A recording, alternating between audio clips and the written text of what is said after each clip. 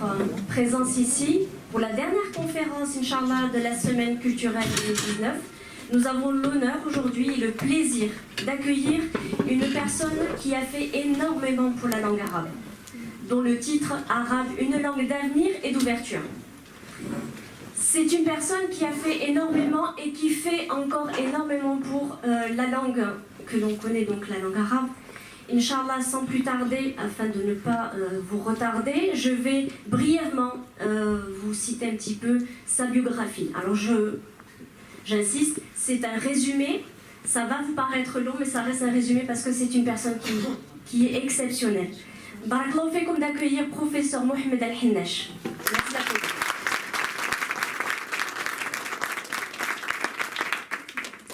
Avant de lui laisser la parole, Inch'Allah, je vais brièvement, donc comme je vous ai dit, parler de sa biographie. C'est un doctorat d'État en linguistique arabe à l'université Paris 17. Donc ça, ce sont les diplômes. Autant pour moi, je ne suis pas... Non. Pardon. Paris 7. Paris 7, oui, Paris 7. Doctorat de 3e cycle en linguistique générale, Université Sorbonne Paris 4. Responsable académique du projet Dictionnaire historique de la langue arabe en cours de réalisation aux Émirats arabes unis. Président de l'Agence internationale pour le traitement automatique des langues naturelles, TAL, ex-secrétaire général de l'Association de l'ingénierie de la langue arabe au Maroc, président du conseil d'administration de la société Al-Arfan, société de consultation éducative et de développement professionnel au Maroc, cofondateur du Centre international de certification de l'arabe à l'Université fédérale de Kazan en Russie, inventeur et développeur également du test Al-Arfan, certificat international pour l'évaluation des compétences de l'arabe des apprenants non arabes. Directeur également général de la Revue internationale de la linguistique générale et de l'ingénierie des langues, Al-Tawassul Lisani, publié en 3 langues, anglais, français, arabe. Ex-conseiller au Conseil supérieur de l'éducation d'Abu Dhabi, développeur de programmes d'arabe des niveaux scolaires pour les écoles d'Abu Dhabi, de l'étape préscolaire jusqu'au niveau du baccalauréat. Ses fonctions académiques maintenant. Professeur de linguistique arabe à l'université Sidi Mohamed Ben Abdullah à Fès au Maroc, keynote speaker principal dans de nombreuses conférences nationales et internationales, président de la conférence internationale NOUJ, président de l'axe TAL de la conférence internationale sur les algorithmes d'apprentissage et d'optimisation, chercheur certifié dans de nombreux centres et laboratoires de recherche en TAL, donc traitement automatique des langues naturelles, à travers le monde, responsable de plusieurs projets sur le TAL et la linguistique informatique. Et pour terminer, il nous reste encore quelques fonctions, participant à plusieurs conférences internationales spécialisées en linguistique et l'ingénierie des langues naturelles dans différentes universités et centres de recherche à travers le monde, auteur de plusieurs articles scientifiques dans les revues internationales, membre de l'association internationale NOUJ et, pour terminer, coordinateur du projet analyseur syntaxique Alexo en Tunisie, entre autres. Je n'ai pas terminé. Sans plus tarder, je vais lui laisser la parole. Merci de l'applaudir encore une fois. Et je lui laisse la parole, Inch'Allah. Barakallahu fekoum. Salam alaikum.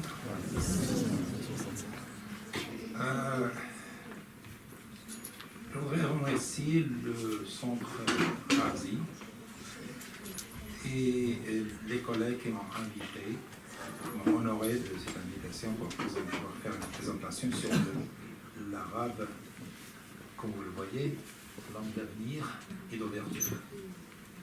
Je vais résumer le titre en arabe et technologie. Quand on parle de l'avenir et de l'ouverture, on parle de la technologie nouvelle. Comment l'arabe s'adapte à la technologie nouvelle. C'est quoi la technologie? Je vais commencer, je vais entrer directement sans tarder sur les présentations, les introductions. Je vais essayer de dépasser la littérature de ce que ça veut dire technologie, ça veut dire l'arabe, ça. Je vais en revenir après. La technologie maintenant se résume en NBIC. La technologie à l'échelle internationale. C'est quoi la NBIC? NBIC, N c'est nanotechnologie, B c'est biotechnologie, I c'est informatique Et le C, c'est la cognition. Ce sont les 4 piliers de la technologie moderne. Alors tout le monde travaille là-dessus. La nanotechnologie, vous la connaissez, c'est le 1 sur 10 000. La réduction de la matière, des produits de hardware, la réduction du hardware. Et la biotechnologie, c'est comme vous le voyez, ce sont les développements des langues, des matériaux et des matériaux médicaux. Et puis, il y a l'informatique. L'informatique, c'est comme vous la voyez, c'est comme vous la connaissez, l'informatique, tout le monde en parle, tout le monde connaît l'informatique. Qu'est-ce que ça veut dire, informatique? Et puis, finalement, la cognition, c'est la science de neurosciences. Donc, ces 4 piliers de la technologie, on va essayer de l'adapter à l'arabe, ou bien adapter l'arabe à la technologie. Alors, la linguistique dépend du développement technologique aussi. Donc, quand on fait un survol de la linguistique, on voit qu'elle a passé à 5 étapes, 5 phases. La première, 5 générations. Enfin, c'est pas 5, c'est 4 générations.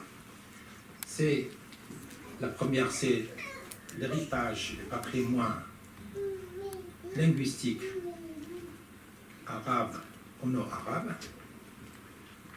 La deuxième génération, c'est la philologie, la linguistique contrastive ou la comparée. La troisième, c'est la grammaire structurale ou la grammaire générative. Et on arrive à la 4e génération, c'est le NLP, OTAL, Natural Language Processing, ou traitement automatique des langues naturelles. Donc maintenant, il y a 4 étapes. Donc 4 générations. Ces 4 générations, maintenant,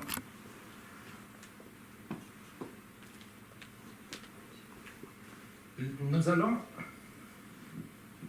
insister sur la 4e génération. C'est le traitement automatique des langues naturelles.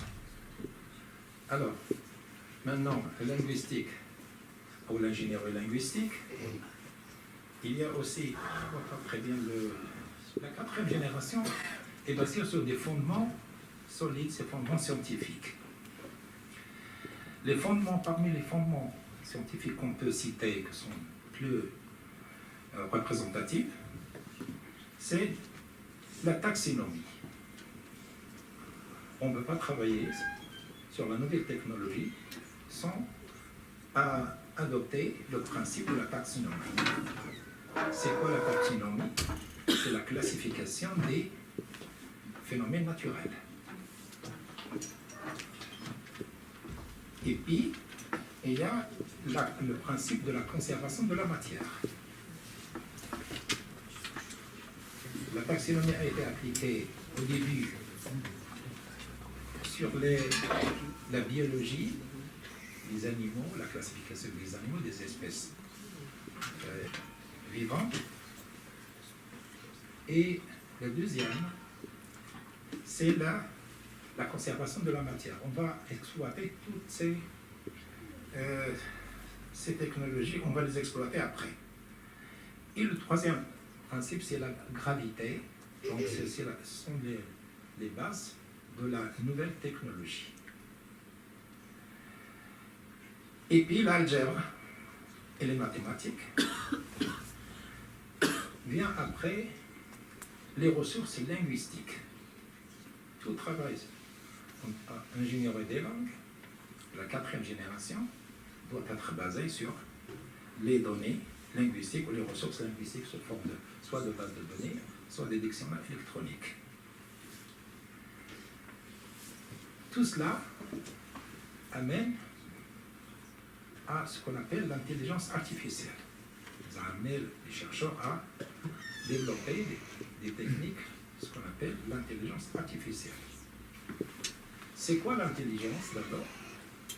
L'intelligence, comme elle est définie par les neurosciences, la neuroscience, c'est l'adaptation de la pensée au fait qu'on a, disons au fait en général. L'intelligence artificielle, ce sont les techniques qu'on utilise pour ce qu'on appelle la simulation de cerveau. Les chercheurs ont élaboré des techniques et des outils pour le transfert de travail de cerveau aux machines de nos jours. Et puis, maintenant, on parle de machine learning, deep learning et réseau de neurones. Chacun de ces termes nécessite une conférence. C'est quoi le machine learning? C'est quoi le deep learning? C'est quoi les réseaux de neurones? Ce sont des sciences, ce sont des composants de l'intelligence artificielle actuelle. Les chercheurs en informatique et en neurosciences travaillent avec ces termes. Ils développent des outils pour l'appliquer aux phénomènes naturels. Toute application non basée sur les databases, bases de données, conçues sur le modèle de l'intelligence artificielle, sont des échecs. Donc ça, c'est clair et indiscutable à nos jours. La linguistique de la 4e génération, c'est le patrimoine, la philologie, la structuralité, la linguistique générale. Alors maintenant, la linguistique, l'intelligence artificielle, nous sommes maintenant à l'étape de l'intelligence artificielle faible. Nous arriverons en 2030 à l'intelligence artificielle forte. Quelle est la différence entre intelligence artificielle faible et intelligence artificielle forte? Tout le monde travaille maintenant sur ce qu'on appelle big data, la collection des données. Tant que les données ne sont pas collectées et finies, et mises en base de données au dictionnaire électronique, l'intelligence artificielle ne peut pas travailler comme il faut. Donc nous sommes maintenant à l'étape de l'intelligence artificielle faible. Pourquoi faible? Parce que nous ne disposons pas de données, soit linguistiques, soit disons de données en général. Les chercheurs ont fixé la date de 2030. À cette date, ils pensent que les données seront achevées, seront stockées, et on a suffisamment de données pour appliquer les techniques de l'intelligence artificielle forte. En 2045, on parle déjà de ce qu'on appelle la singularité. La singularité, c'est-à-dire que la machine va faire le travail indépendamment de l'homme. Les machines vont faire le travail elles-mêmes.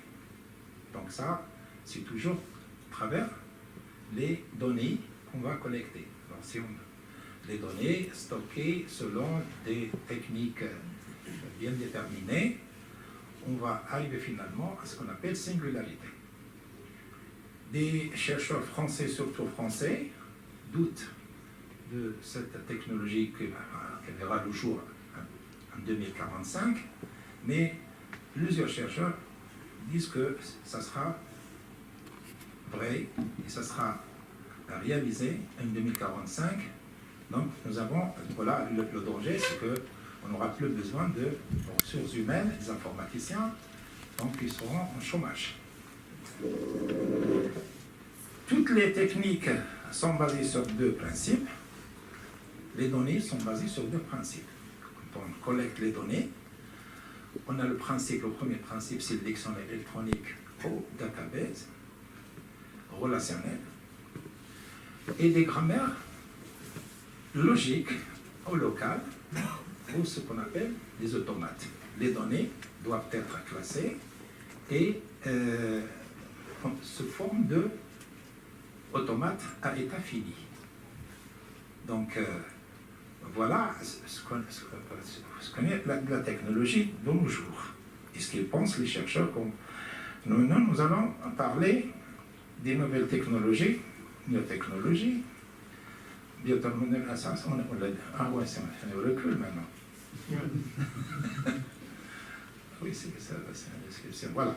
Maintenant, l'arabe est la 4e génération, c'est-à-dire l'arabe est NLP.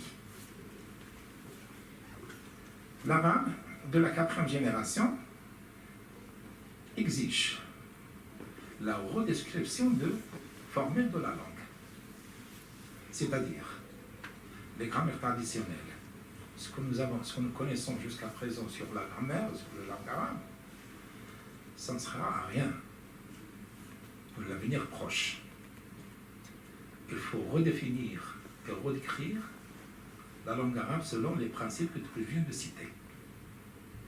Si on ne travaille pas selon les principes de la technologie, de l'intelligence artificielle et de l'informatique en général, l'arabe sera voué, sera disparu.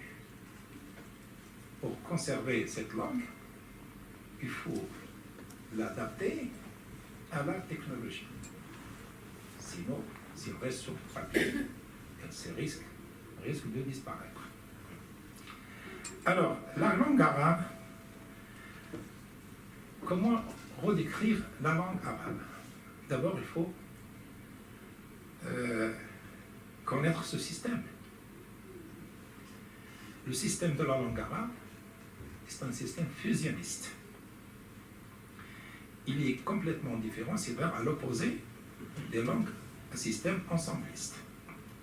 Le français, l'anglais, l'espagnol, toutes les langues, presque, ou la majorité des langues du monde, sont des langues à système ensembliste. L'arabe, c'est une langue à système fusionniste. C'est quoi le fusionniste? Parce que l'arabe dispose de ce qu'on appelle les préfixes, les infixes et le suffixe. Alors que le français, l'anglais, il n'y a que des préfixes et des suffixes. À l'intérieur du mot, il n'y a pas d'infixe. Ou presque rien. Il y a quelques mots irréguliers, mais la majorité des mots dans les dictionnaires sont un préfixe et un suffixe, pas d'infixe. L'infixe pose un problème, parce que l'insertion des ajouts à l'intérieur du mot n'est pas calculée par les grammaires traditionnelles. Les grammaires traditionnelles, c'est-à-dire pas arabe. L'arabe, ils ont prévu comment calculer l'infixe. On va le voir.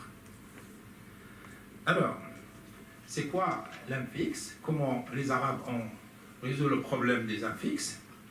Ils ont inventé fa'ala et la racine. Voilà, la racine, c'est une suite de sons non significatifs. Mais le sens, le chef acquiert le sens aux racines, à la racine. Alors, les phrases.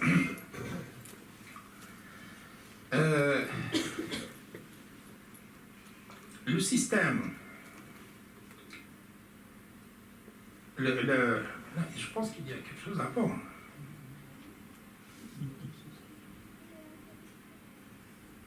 Voilà, c'est ça. Oui. Il y a les préfixes et les infixes. Donc, il y a les préfixes et les infixes et les suffixes. Alors que le français et les langues européennes, en général, ne disposent que de préfixes et de suffixes, ce qui complique l'analyse de la langue arabe. Donc, il faut des algorithmes de distribution des ajouts à l'intérieur du mot. C'est pas facile. Les Arabes ont résolu le problème en créant fa'ala et en créant la racine. c'est-à-dire la racine combinée avec le schème, donc le mot. Le mot qui n'est pas une racine et un schème, ça n'existe pas en arabe. On appartient par là au moins. Alors les phrases, on voit pas la même chose. Qu'est-ce que ça veut dire? Il y a un problème, je ne sais pas où. Eh oui, c'est ça. C'est ça la technologie.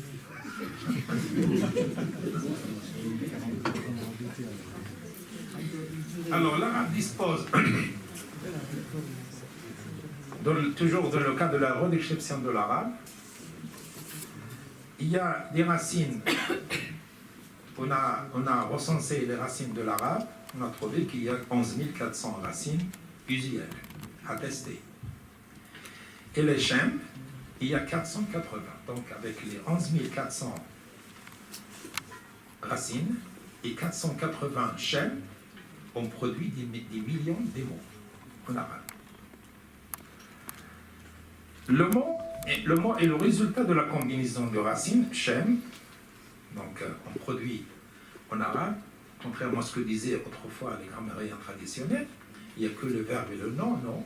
Il y a le verbe, le nom, il y a l'adjectif, il y a aussi le masdar. Le masdar qui n'existe pas en français. Le masdar, c'est une forme nominale différente du nom.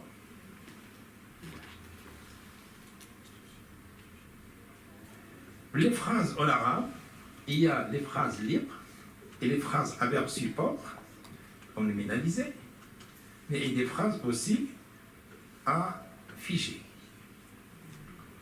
Les phrases figées, il y en a 30 000 phrases figées qu'on a recensé les phrases. Et tout ça dans le cadre de la redescription de l'arabe. On était obligé de faire le calcul statistique des données pour les bien classer selon le principe de la taxonomie dont on a parlé tout à l'heure.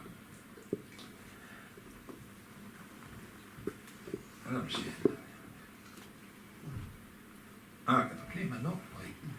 Il y a donc les principes formels de base pour traiter l'arabe.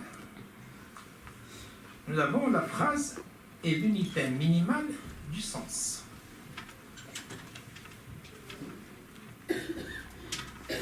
Nous adoptons l'ordre basique, le verbe N0, N et les compléments. Contrairement à ce que disaient autrefois les grammairiens arabes, ils disaient qu'il y a la phrase nominale, la phrase verbale. Pour un traitement automatique des langues naturelles, il faut bien déterminer le départ, l'input. Si l'input bascule entre la phrase nominale et la phrase verbale, ça ne colle pas. Donc on a déterminé la phrase, le départ c'est le V, le N0 et le 1. Alors la phrase, on utilise le principe de projection maximale. Quand on détermine la phrase et quand on commence la phrase. Donc il faut qu'il y ait un principe de reconnaissance du début de la phrase et de la fin de la phrase. Donc on ne peut pas travailler sans déterminer ces deux points de départ et le point d'arrivée. Comment classifier les phrases? Il faut déterminer les deux points, départ, input ou output. Les formes de base de l'arabe sont 5. Donc on a fixé les formes de base de cette langue en 5 formes, différentes formes. 5. V0, V1, 1, 0, V0, N1, préposition, phrase. On ne parle pas de transitif, non transitif, ça ne sert à rien. On parle du calcul de la succession des données, des actants, des composants de la phrase. Donc on a 5 séquences de base qui seront le départ de l'analyse que nous allons montrer tout à l'heure. Comme vous le voyez, le verbe c'est une fonction. Le reste, les noms, ce sont des des variables. Donc le principe mathématique, c'est toujours il y a des constants et des variables. Alors le verbe, c'est une fonction. Le reste, ce sont des variables, des actants, des arguments qui se composent avec le verbe. Donc le verbe commande tout. Donc ça, c'est le principe fondamental de la construction de la phrase en arabe. Chacune des structures de base est sujette à 4 opérations. Les opérations, comme vous le voyez, c'est le passif, l'adjectivation, la nominalisation, la restructuration. Je ne vais pas tarder à expliquer tous ces termes. Ces termes techniques, ça veut dire c'est quoi la passivation, c'est quoi la restructuration, l'adjectivation, nominalisation. Donc ça va prendre du temps. Le verbe est une phrase simple. Voilà les principes formels de base. Verbe standard. C'est quoi, par exemple, Kataba Muhammad Risalatan, Muhammad a écrit une lettre. Le deuxième, verbe à support, Athara Muhammad Dahjata Aliyin. La grammaire traditionnelle analyse Athara comme un verbe. Pour l'analyse automatique, ce n'est pas un verbe. C'est un verbe support, donc c'est un outil. Il faut distinguer entre Athara quand il est un verbe et Athara quand il est un verbe support. Donc, un verbe support, c'est un élément aspectuel. On n'a rien à voir. Voilà, c'est différent de ce que disaient les grammairiens arabes et même la grammaire traditionnelle française et anglaise. Et verbe figé.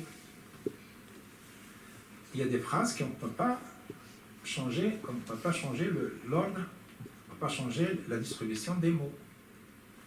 Daraba Muhammadun Akhmasan fi Asdas. C'est quoi Daraba Muhammadun Akhmasan fi Asdas? C'est une phrase figée qui a un sens figuré. Daraba Akhmasan fi Asdas, c'est-à-dire qu'il perd son temps. Il travaille, enfin, il ne dit pas la vérité, donc comment dire, c'est quoi le... Daraba Akhmasan fi Asdas, c'est-à-dire qu'il n'a pas une pensée correcte. Donc il y a tout un jargon de l'analyse qu'on va adopter. C'est quoi ça? Ignorer.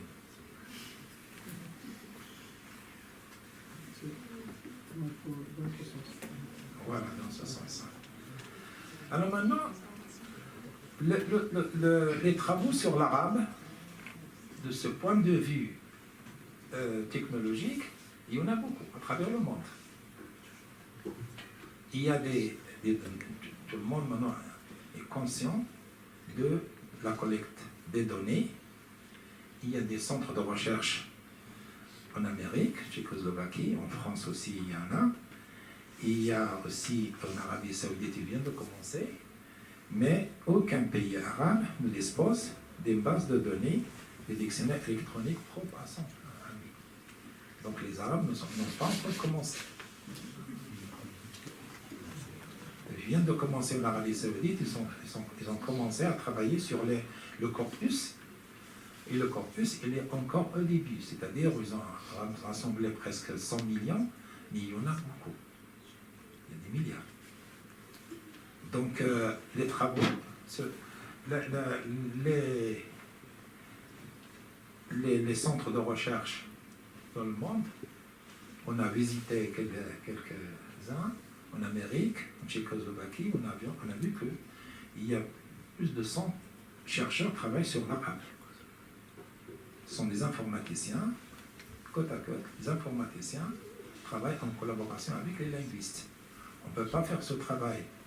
Les linguistes ne peuvent pas faire ce travail tout seuls, et les informaticiens ne peuvent pas aussi. Donc, il y a le linguiste qui récolte les données du dictionnaire et le informaticien qui implémente les données.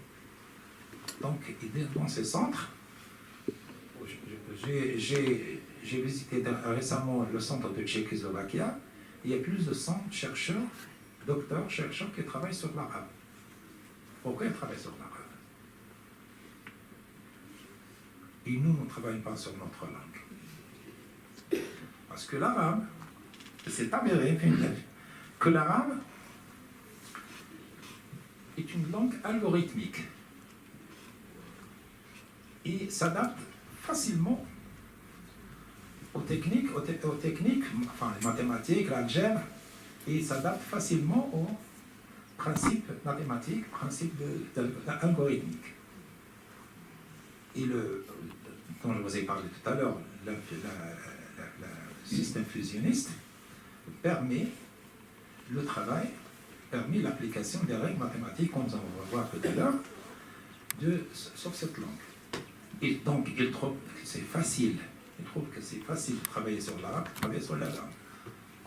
La leur. L'arabe, maintenant, il y a à travers le monde des millions d'apprenants de cette langue. Et on ne peut pas ignorer le besoin de ces apprenants en Amérique, en Russie. Je viens de passer, de diriger ce qu'on appelle c'est quoi c'est pas le concours, c'est la compétition entre les étudiants russes dans les différentes universités en Russie. Il y avait plus de 4000, plus de 6000 dans une seule université. Il y avait une compétition très très farouche, comment on peut dire, entre les étudiants, et chacun veut gagner la première place. Et la semaine dernière, j'étais invité à Moscou pour aussi diriger une compétition arabe, mais je n'avais pas le temps. Mon ami, mon collègue, Ftor Ahmari, y était. Il a supervisé la compétition. Et ça a très bien marché. Et parce que dans les départements, les centres les écoles, les instituts de relations des affaires étrangères, on ne peut pas donner un diplôme à quelqu'un qui va travailler dans une ambassade qui ne connaît pas l'arabe. Donc l'arabe est devenu une langue intéressante pour tout le monde presque.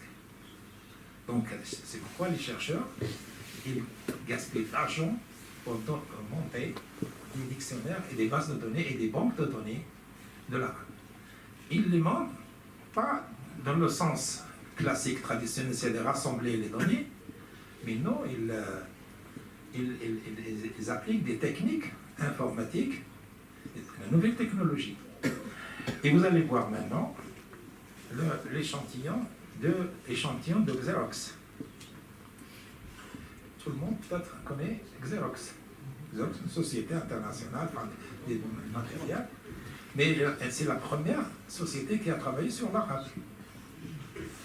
Le meilleur analyseur morphologique de l'arabe, c'est celui de Xerox. Bon, sur Internet, si vous voulez le consulter, et vous allez voir sur le Google, effectuer une petite recherche sur Google, sur l'analyseur morphologique, vous allez trouver que le premier, c'est celui de Xerox. Voilà, voilà ce qui manque dans ce projet, c'est qu'ils ne travaillent que sur 4000 à 7000 racines, alors qu'il y a 11 400. Ils ne travaillent que sur 400 chaînes, alors qu'il y a 480. Donc il y a un manque. Donc ce n'est pas à large couverture. Quand on parle d'une base de données, d'un dictionnaire électronique, le principe qu'on doit atteindre, l'objectif qu'on doit atteindre, c'est la large couverture. Et comme je disais tout à l'heure, puisque le monde n'a pas atteint la large couverture des langues, des données, donc on reste dans le cadre de l'intelligence artificielle faible. Quand on arrive à la large couverture, on va vivre l'ère de l'intelligence artificielle forte, ils ont fixé une date, c'est 2030. Donc les données, tout le monde travaille sur les données, il y a une concurrence entre les universités et le centre de recherche à travers le monde, et l'arabe, et ils n'ont pas l'arabe parce qu'ils trouvent que l'arabe est une langue qui s'adapte très très facilement à la nouvelle technologie. Alors, notre approche, tout ce que je disais jusqu'à présent, c'était une introduction au sujet de notre approche, notre travail. Alors, nous avons adopté plusieurs critères linguistiques informatiques. Maintenant, nous travaillons sur le thème, de linguistique, ingénierie linguistique ou linguistique informatique. Ce sont deux termes qui sont complémentaires. Travailler sur l'ingénierie linguistique, c'est-à-dire le départ de l'ingénierie vers la linguistique, de la langue. La linguistique computationnelle, c'est de départ, c'est la langue, et la fin, c'est l'ingénierie. Donc, il y a deux filières qui se complètent. L'ingénierie linguistique et la linguistique computationnelle se complètent. Mais chacun son point de départ. L'ingénieur part de l'ingénierie pour faire l'analyse linguistique. Le linguiste part de la langue pour faire le traitement automatique. Donc, ce sont les deux. Quand on entend quelqu'un qualifié de linguistique informatique, ce n'est pas celui de l'ingénieur linguistique. Mais maintenant, on a constaté que la majorité des chercheurs qui travaillent sur les langues naturelles, ce sont des ingénieurs.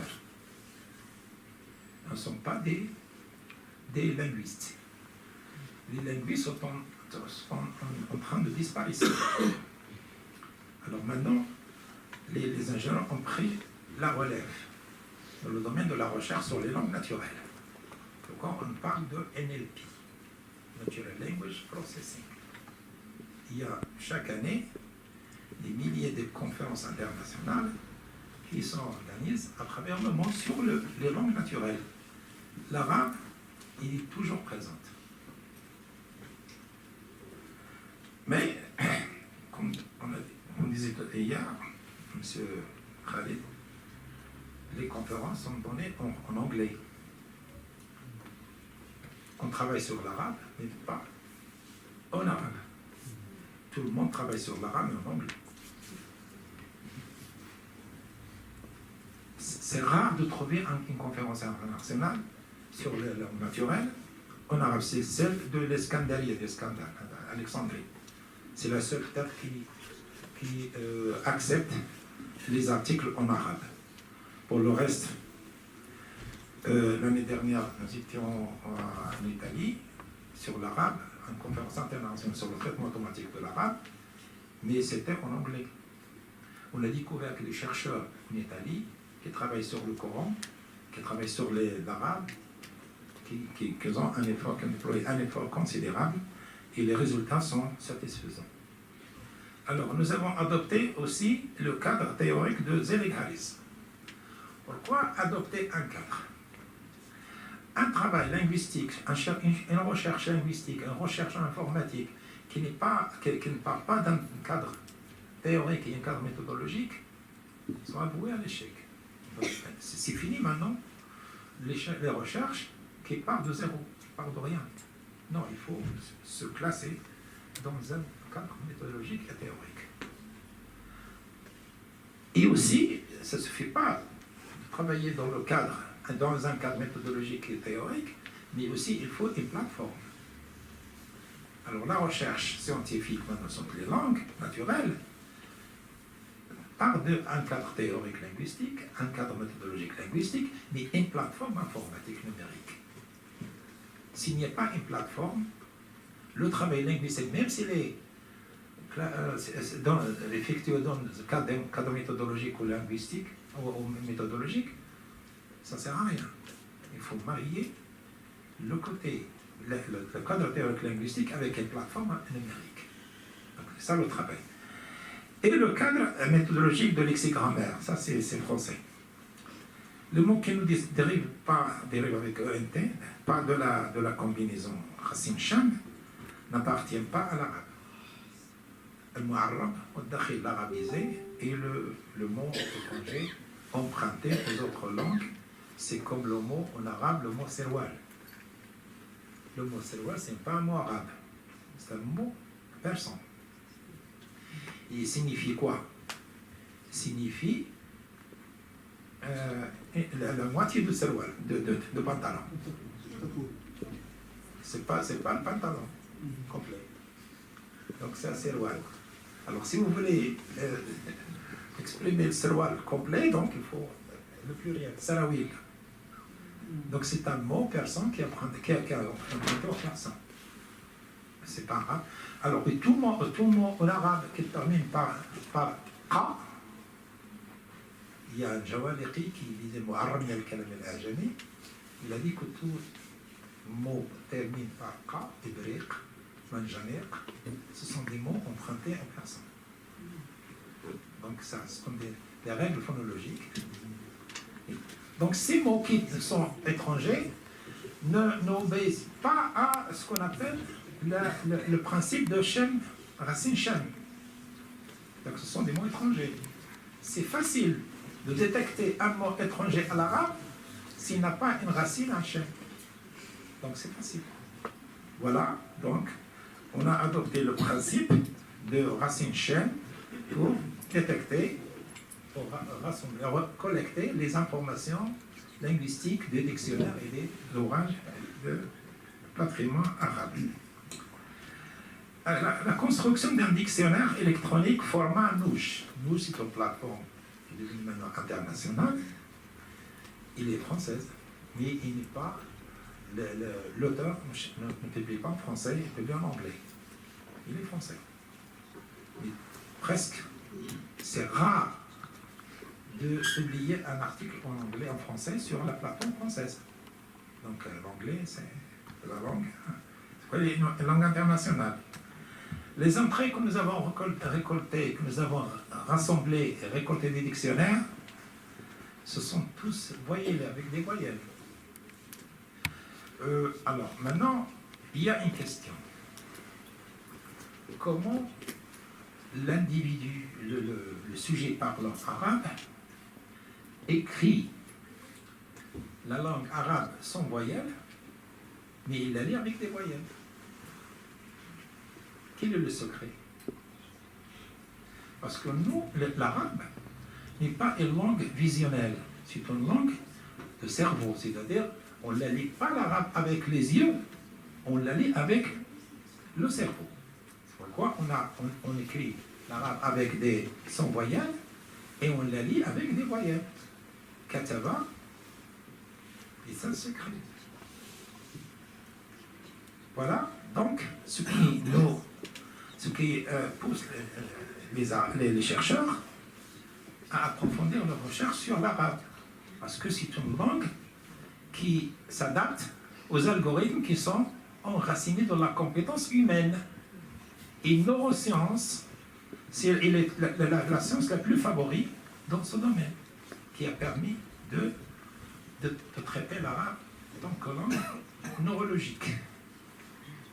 Alors maintenant, comment le cerveau stocke les informations? Il y a, les chercheurs en neurosciences, ils parlent de ce qu'on appelle les cases, 4 cases. Même si vous avez toute une ligne, le cerveau l'interprète, rassemble dans un de 4 cases. Cette case s'adapte parfaitement à l'arabe, qui est la racine trilitère et la racine quadrilitère. Alors en arabe, il n'y a que des racines trilitères ou quadrilitères, les 5 lettres de racine. Donc, ça c'est une recherche que nous sommes en train de mener avec les chercheurs en neurosciences pour déterminer pourquoi l'arabe est écrit sans voyelle, aussi écrit sans voyelle, mais on le lit avec des voyelles. La vision ne sert que 50% de la lecture de l'arabe. Alors les gens disent maintenant que la lecture de l'arabe est difficile, mais ce n'est pas difficile. Si vous accumulez les 480 chaînes avec les 11 400, ça vous suffira de lire toutes les entrées lexicales de la langue. Donc il y a un secret, Et un secret maintenant s'explique. Les neurosciences expliquent le secret maintenant. Elles répondent à la question pourquoi l'arabe s'écrit sans voyelle. Et donc, alors les grammaires ne servent à rien, on ne peut pas expliquer ça. Les grammaires, la rhétorique, non, il n'y a pas de réponse à cette question. Alors on trouve la réponse dans neurosciences. Donc c'est une partie de la technologie moderne. Alors, nous avons adopté la technique d'apprentissage automatique supervisé. Je pense que le terme technique de l'apprentissage automatique, il est basé sur l'interprétation des données. Les données sont soit dans les linéaires, ou là, linéaires, ils sont sous forme de Excel ou Access. Voilà comment ce qu'on appelle l'apprentissage automatique. On donne, si on veut que l'ordinateur reconnaisse les phrases et les noms et les catégories linguistiques, il faut lui donner le maximum de données. C'est le principe de la traduction automatique. La traduction automatique de Google, c'est une traduction automatique, comme on dit, basée sur la statistique. Ce n'est pas une traduction automatique basée sur les données. Pourquoi il n'arrive pas à traduire facilement de le français vers l'arabe, il veut faire ça. Parce qu'elle n'est pas basée sur les principes que je viens de présenter. Alors, les données, l'apprentissage automatique, c'est le principe le plus préféré jusqu'à présent pour le traitement de la langue et les données que nous avons recueillies et que nous avons rassemblées jusqu'à présent, qui sont organisées sous forme de base de données relationnelles, au dictionnaire électronique. Nous avons un dictionnaire électronique, nous allons en parler, c'est plus de 100 millions de données qui sont codées et que nous allons voir tout à l'heure. Nous avons adopté l'opérateur de plateforme Nouge. Et l'opérateur, c'est quoi l'opérateur? L'opérateur, c'est un terme mathématique. Si vous avez 1 plus 1, le plus c'est un opérateur. Si vous avez le 1 moins 1, le 1 c'est un opérateur, c'est différent. Le résultat diffère. Il ne fait pas des nombres. 1 plus 1 est égal à 2. Mais 1 moins 1, c'est quoi? C'est le 0.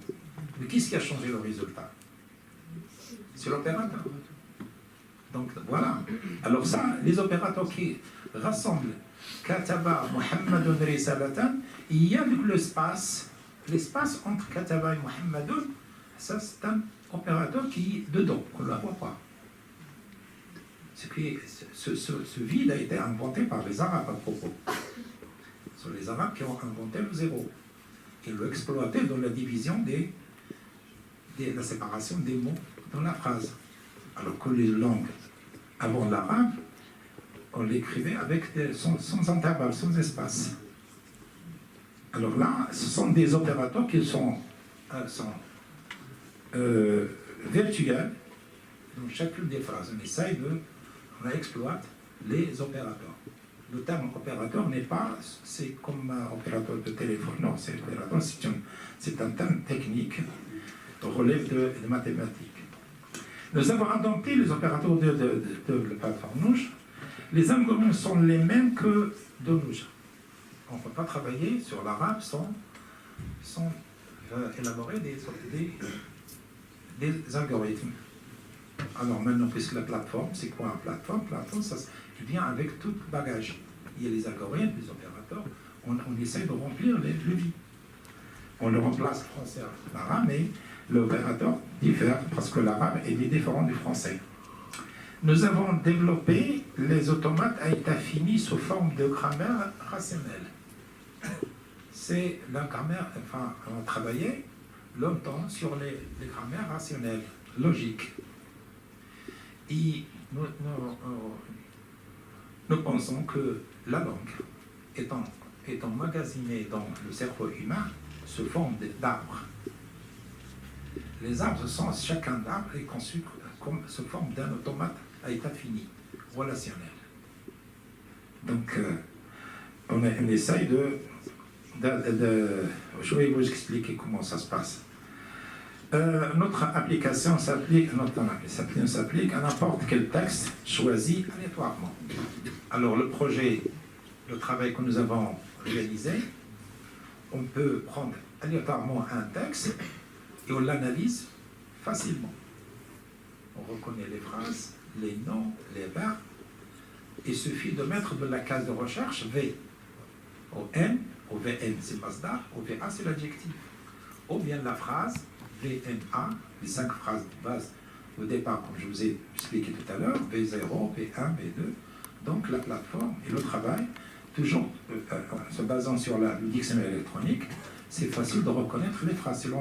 L'enseignement des langues, si on le fait à partir d'une plateforme, ça serait très facile d'apprendre l'arabe. Parce que la machine nous aide à détecter les phrases. Alors ça, le modèle généralement morphologique qu'on a développé pour l'arabe. Voilà les relations entre les chaînes et les racines.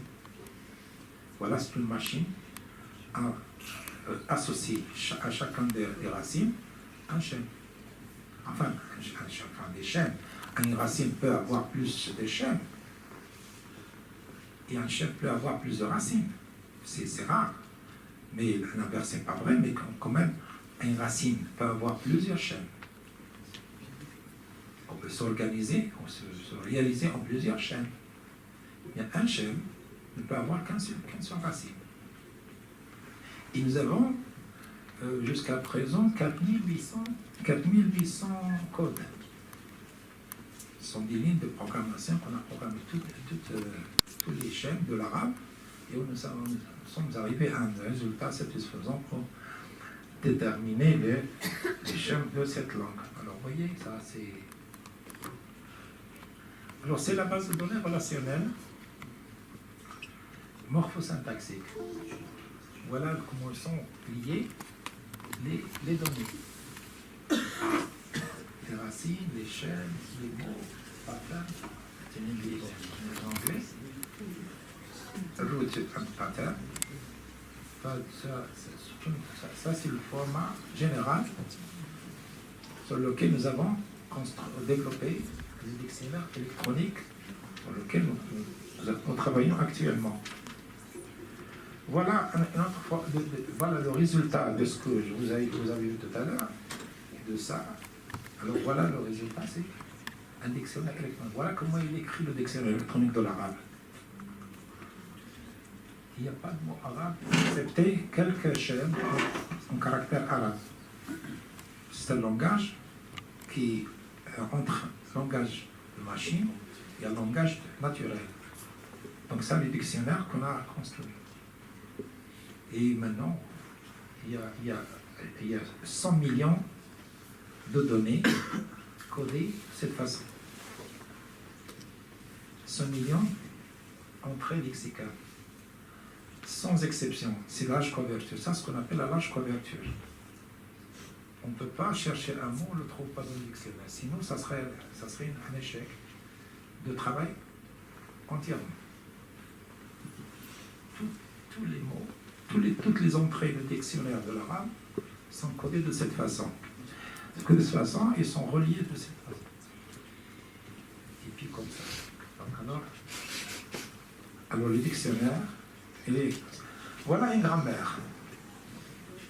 Vous avez l'habitude de lire une grammaire, مبتدأ خبر كلامنا لفظ مفيد كاستقيم اسم وفعل كما حرف الكلمة. Voilà, c'est la grammaire rationnelle. C'est la logique. Cette grammaire interprète le dictionnaire. Et ça, comme vous voyez, ce sont formes de réseau de neurones. C'est-à-dire, ce qu'on appelle, c'est comme ça qu'il est enregistré le langage dans le cerveau humain. C'est un automate à état fini. Ce graphe, cet automate, génère toutes les phrases, tous les mots de l'arabe. 100 millions. On peut dire qu'il y a des mots qui ne sont pas inclus dans le dictionnaire, peut-être, je ne sais pas. Mais ce que nous pensons que c'est exhaustif. Notre dictionnaire, il est complet. Vous voyez, il y a des nœuds, des transverseurs. Alors les mathématiciens comprennent exactement ce qu'est quoi les transverseurs. C'est les relations entre les nœuds. Les nœuds, c'est transverseur. C'est une terme technique de l'analyse. Donc travailler sur l'arabe, c'est pas travailler comme auparavant. Alors maintenant, ça, l'automate de verbe arabe. Ça, c'est extrait de ce automate général. Alors maintenant, il y a l'automate de verbe. Cet automate reconnaît tout verbe en arabe. Combien de verbes en arabe? Vous avez une idée de combien? Il y a 26 354. 26 354 verbes en arabe, trilitères et quadrilitères, et sont tous analysés avec ce automate, cette petite machine qui permet la reconnaissance de tout verbe.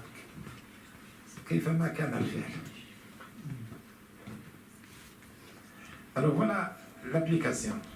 Nous avons pris un texte, ça a été hier. J'ai choisi un texte de le journal électronique Express, marocain. Et voilà un texte comme ça, aléatoirement, on l'a choisi. On a demandé de faire les concordanciers des verbes. C'est une page, il y a plusieurs pages. Il donne 114 dans un petit texte d'une page. Nous avons donné c'est combien? C'est 114 verbes. Chacun des verbes dans sa construction réelle, dans le texte. Il y a avant et il y a après. Ça, c'est ce qu'on appelle un concordancier. Si vous cherchez un verbe, vous ne trouvez pas comme ça tout seul dans le contexte, parce qu'un verbe peut avoir plusieurs sens. Et le contexte peut diriger le sens du verbe. ضرب حماسا في أسداس وضرب أحمد عليا وضرب في الأرض وضرب السكة وضرب كم؟ C'est-à-dire, alors, pour déterminer la différence entre les différents sens du verbe, il faut avoir recours à ce qu'on appelle un concordancier. Alors la machine, l'application permet de déceler les différents sens, les différentes utilisations, les différents contextes de chacun des verbes et des mots dans l'arabe. Ça, on l'utilise aussi dans le feuille d'opinion. L'année dernière, on a fait un test, on a pris 3 journaux, on a fait l'analyse, on a fait la recherche du prix des pommes de terre au Maroc. C'est combien? Alors, il nous a donné le prix exact de pétrole. Ça, c'est ce qu'on appelle le feuille d'opinion. Il permet aussi de faire le calcul et de statistiques de combien la fréquence de chacun des mots qu'on cherche dans les journaux. Puisque la plateforme est reliée à un site web, on peut faire la recherche directement, Wikipédia ou Google. Il suffit d'élaborer une requête et comme ça, la machine, le moteur va chercher dans Internet pour nous montrer combien de la fréquence de chacun des mots qu'on cherche. Donc ça, on n'aurait pas le faire si on est arrêté à la grammaire, limité à la grammaire traditionnelle. Ça, c'est l'un des résultats du travail que nous avons mené depuis plus de 20 ans. Ce n'est pas un travail d'un jour à l'autre. C'est un travail qui a demandé plus de 20 ans de recherche dans les différents centres du monde. Ce n'est pas uniquement au Maroc. Au Maroc, il y a une partie au Maroc. Le reste a été réalisé ailleurs, à l'étranger. Alors maintenant, on passe à la syntaxe. Comment reconnaître, comment récolter ou bien classer les données syntaxiques de l'arabe? On construit des tables. Ces tables seront interprétées par la plateforme aussi. Et vous voyez qu'il y a des lignes, il y a des colonnes. il y a des lignes et des colonnes, les propriétés qui sont verticalement, et puis les verbes sont horizontalement. Alors, à l'intersection de chacun des propriétés et de verbes, on met le jugement. Existe ou n'existe pas. Vous ne dites pas pourquoi je mets le tiret à la place de 0. Au lieu de... Je mets le plus et le moins. Il y a des phrases qui sont semi-acceptables. On les accepte. Parce que le degré d'acceptabilité, le problème de la grammaire générative, c'était quoi? C'était la phrase acceptée non grammaticale, acceptée non grammaticale, nous on a tranché. Parce qu'on travaille avec la machine, on ne pouvait pas avec le cadre théorique comme ça, la théorie, non. C'est la pratique. Quand on passe de la théorie à la pratique, c'est autre chose, c'est différent. Donc on voit qu'il y a les données, nous avons plus de 50 millions de structures syntaxiques qui ont été codées de cette façon. Donc ça, c'est un modèle de langage, des différentes formes syntaxiques, comment elles sont conçues dans le cerveau humain arabe. Alors, voilà le commentaire. Composé des lignes et des colonnes. Les colonnes représentent toutes les propriétés syntaxiques de la classe, distributionnelle et transformationnelle. Parce que des gens qui disent maintenant le structuralisme, c'est fini le structuralisme. Non, c'est pas fini. Il a pris une autre forme. Dans le domaine de l'informatique, si on ne travaille pas avec des distributions, ça ne sert à rien. Il faut redéfinir le terme de distribution et les transformations. Et puis les lignes contiennent des jugements d'acceptabilité ou non-acceptabilité de la phrase générée. Nous avons utilisé les principaux opérateurs de l'algèbre de Boole. Alors, encore l'algèbre de Boole, parce qu'on a plus et le moins. Nord, inter. Ces opérateurs ont constitué la base de deep learning et apprentissage automatique. Parce que vous savez que l'algèbre de Boole, il a été réexploité par les informaticiens dans le domaine de deep learning et de machine learning. Et encore, je ne sais pas s'ils l'utilisent dans le domaine de ce qu'on appelle le réseau de neurones. Encore, n'est pas clair, parce qu'ils viennent de démarrer, les réseaux de neurones, encore. Mais deep learning et machine learning, se sont connus maintenant dans la recherche informatique. Donc, ces opérateurs ont constitué la base de deep learning. La matrice représente la gestion de la langue naturelle par le cerveau humain. C'est comme il est, comme ça, il est enregistré les données, si on veut le... Alors maintenant, vous voyez, la plateforme peut nous dire combien de plus et combien de moins. Combien de plus et combien de moins, c'est-à-dire combien de phrases, chaque verbe, vous voyez, il y a plusieurs. Et voilà le secret de cette table, c'est qu'il n'existe pas en arabe dans n'importe quelle langue naturelle. Ça, c'est un constat. Il n'existe pas dans les langues naturelles un verbe qui ressemble parfaitement à notre verbe. Et comment nous avons atteint ce résultat? C'est à travers des applications comme ça. C'est avéré finalement qu'il n'y a pas de verbe qui ressemble à un verbe à 100%. Ça n'existe pas. Ça nous rappelle le principe de la relativité, peut-être. Que les langues, c'est le principe des yeux qui ne ressemblent pas, des empreintes. Alors les verbes, ce sont des êtres vivants. Aucun verbe ne ressemble parfaitement à un autre verbe. Voilà, c'est le principe de la biologie, de la taxinomie de Linné. Et vous connaissez Linné, c'est un chercheur suédois qui a vécu en 1738 et il est mort en 1700 et quelqu'un n'a pas fini le... Alors c'est celui qui a adopté le principe de la taxinomie. La taxinomie nous informe qu'il n'existe pas des données qui se ressemblent à 100%. Et voilà la preuve. Essayez dans ce tableau de voir qu'il y a deux lignes qui se ressemblent, plus et de moins. Comment le cerveau gère l'indifférence totale entre les entrées, ça c'est une question qui demande encore une réponse, et pas une réponse dans le domaine de la linguistique et de l'informatique, c'est le domaine de la neuroscience. Les neurosciences sont encore en train de développer leurs hypothèses, de réaliser quelques-unes. Et voilà, l'automate de la classe syntaxique. Alors, il y a une question aussi. Pourquoi l'arabe commence par VN 0 et chaque verbe exige un sujet? Est-ce que l'arabe, il n'y a pas d'infinitif en arabe? L'infinitif n'existe pas, comme le français ER, RI, RE. Non, ça n'existe pas en arabe.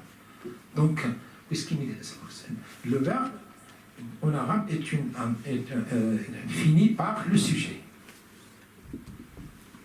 Il ne finit que par le verbe lui-même. Il n'est pas un verbe autonome. Kataba, yaktubu, où est le sujet? Il n'y a pas de limite, frontière. La frontière, elle est après le sujet. Ce n'est pas avant le sujet. Voilà, ce principe nous a permis de construire des automates comme ça. Un automate, ce sont des syntaxiques, des noms. Un automate de la classe syntaxique. La classe. Alors, l'automate génère les phrases à partir de la table que vous avez vue tout à l'heure. Et de l'automate, la machine produit automatiquement les phrases. Elle traduit les plus par des phrases réelles. Ce qui nous permet d'atteindre le principe, les techniques de résumé automatique. Un verbe, il n'y a que, comme vous le voyez dans ce tableau, il n'y a que les plus et le moins. Qu'est-ce qu'il fait la machine?